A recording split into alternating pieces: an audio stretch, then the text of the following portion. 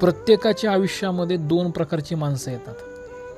त्यातला पहिला प्रकार असा आहे, जी माणसं तुमच्याकडे तुमची सुंदरता बघून येतात, तुमचा पैसा बघून येतात, तुमचं ज्ञान बघून येतात, तुमची परिस्थिती बघून येतात, तुमच्याकडून त्याला काय फायदा मिळेल ते पाहून तुमच्याकडे येणारी ही एक प्रकारची माणसं आहेत. आणि दुसरी प्रकारची माणसं अशी असतात, जे जेव्हा तुमच्याकडे येतात ना, तेव्हा तुमची सुंदरता, तुमचं ज्ञान, तुमचा पैसा किंवा त्याचा वैयक्तिक फायदा बघत नाहीत. ते तुमच्या काळजीसाठी आलेले असतात. त्या माणसांना तुमच्या पैशाची परिस्थितीशी काही घेणं देणं नाही आहे, पण त्यांना तुम्ही पाहिजे असता, तुम्ही सुखी राहावं हाच त्यांचा उद्देश असतो.